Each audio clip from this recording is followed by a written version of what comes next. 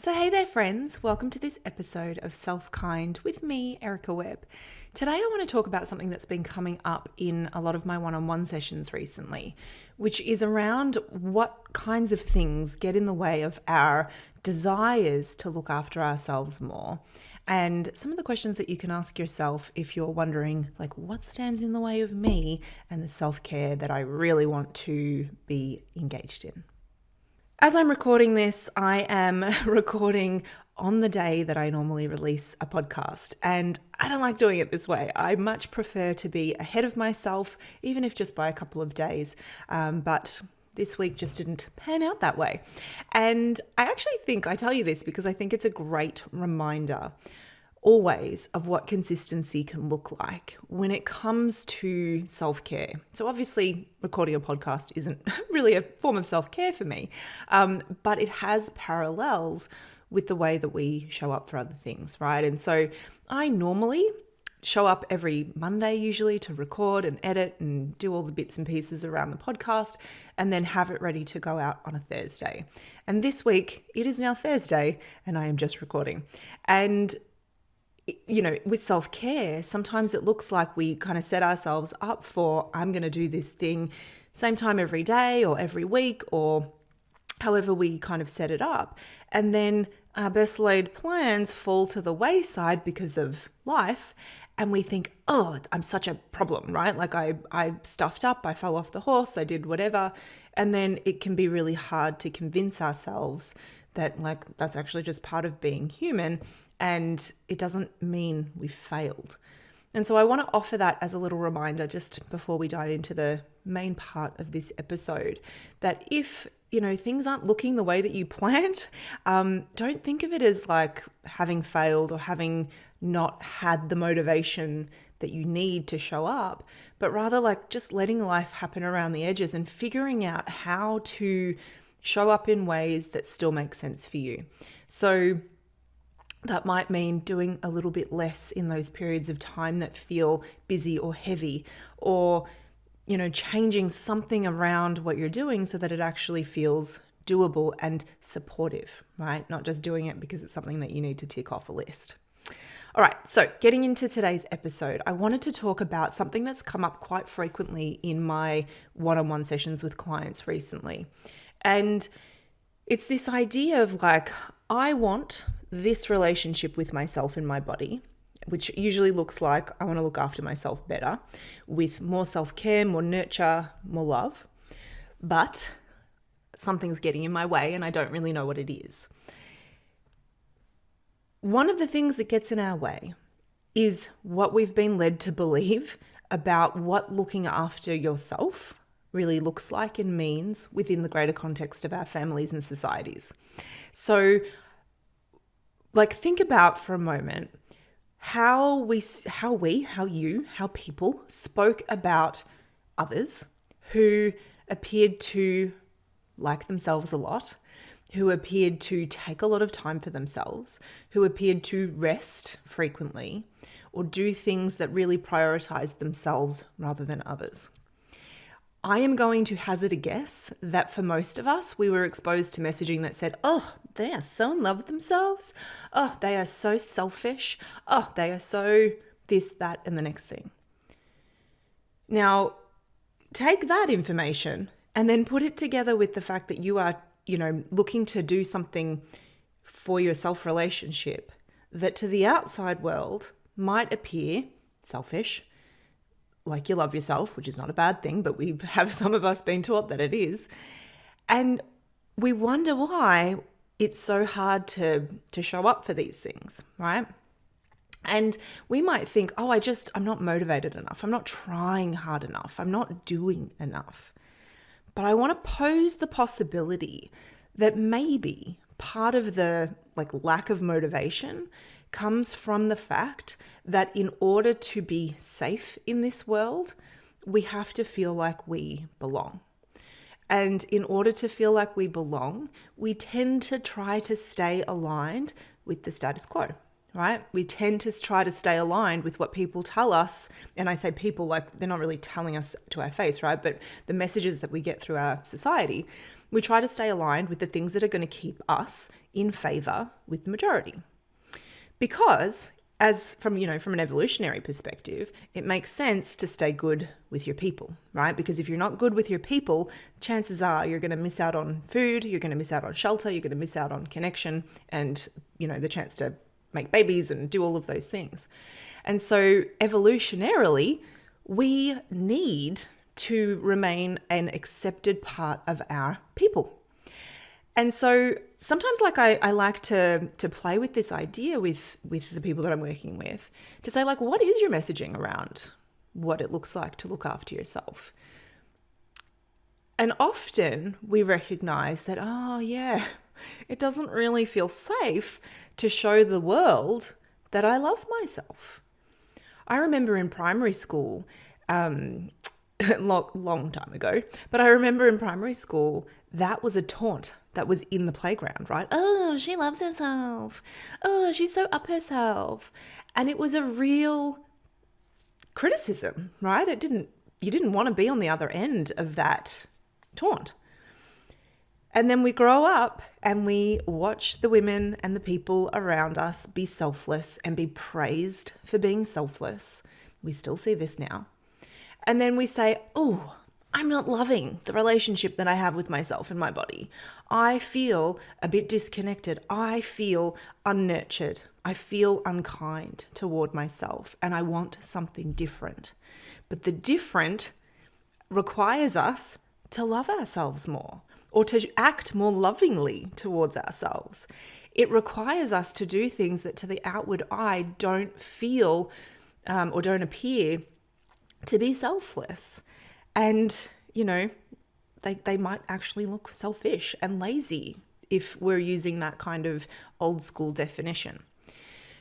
Now, I would hazard a guess that if you're listening to this podcast, cognitively, you're like, I don't buy into this, right? I don't buy into the fact or the idea that maybe I was raised with, that maybe was kind of the cultural norm at the time, that to look after yourself is selfish and, that rest is lazy. But does your body believe that? Does your being believe that? Because it takes more than just I don't think I align with this, right? Cognitively, most of us, when we listen to this, are probably going to be like, oh my gosh, this is the messaging. No, I'm opting out of that. But from a body point of view, does it feel safe to go against those norms? Does it feel safe to potentially take time for yourself in a way that might appear selfish, that might appear lazy? Or does it on some level threaten your capacity to belong? And that, I think, is sometimes why it can feel so hard to go after the things that make us feel nurtured, that make us feel rested. And it's not an individual problem. It's not an individual challenge. It's kind of like a broad issue, right?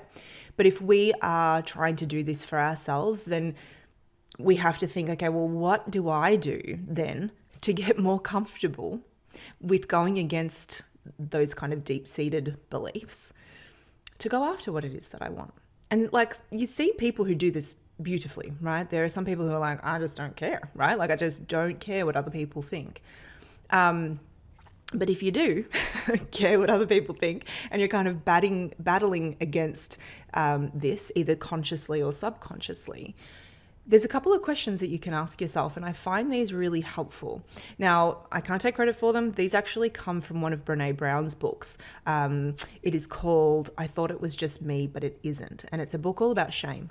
And it's actually super, so go ahead and read it. It's not a new one. It's quite an old one. But she asks a couple of questions in there that I think are very simple, but very capable of giving you some insight into the ways that we're kind of protecting those beliefs, right?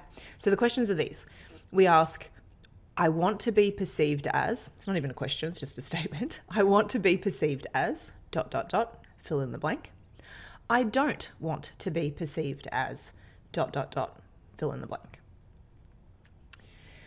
Now, when I do this, I want to be perceived as nice, kind, thoughtful, attentive, loving, caring, hardworking, successful.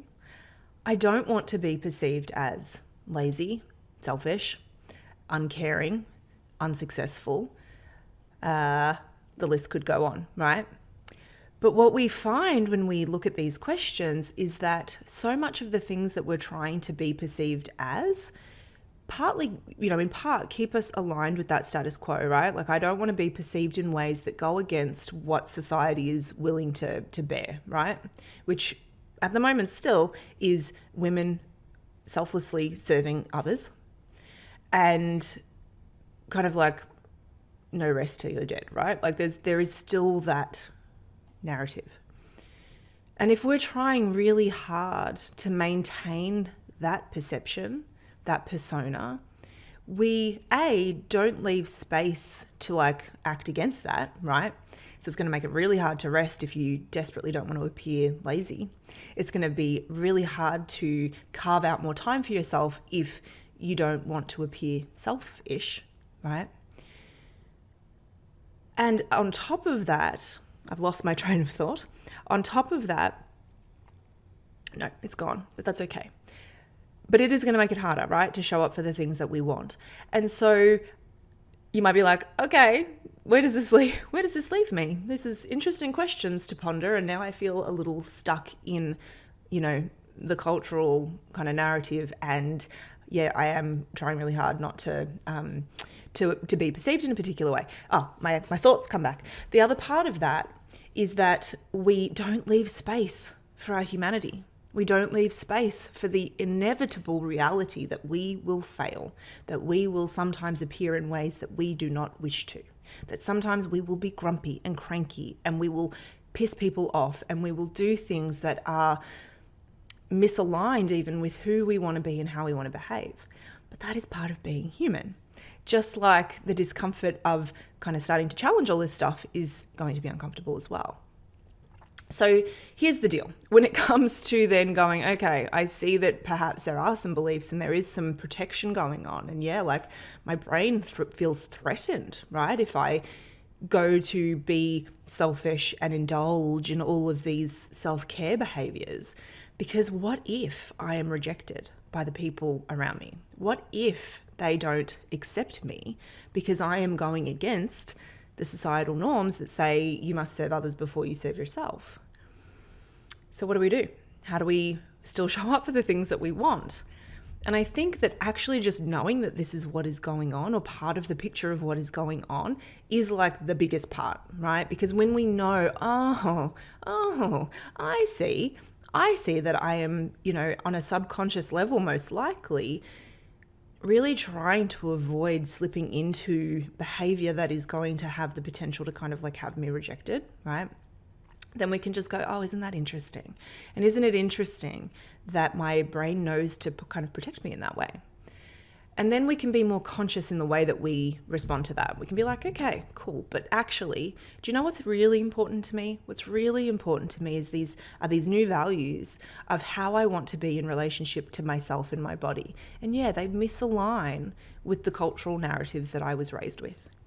And so that is going to be a little bit uncomfortable. But I'm going to take these small steps, these small actions to prove to both my brain, my body, and the world that it's okay and that it is safe, right?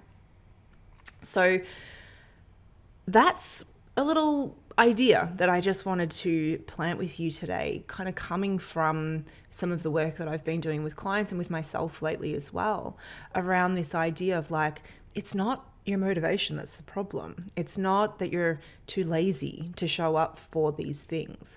It's that we're trying to show up in a way that really is counter to, the cultural narratives that we've been raised with.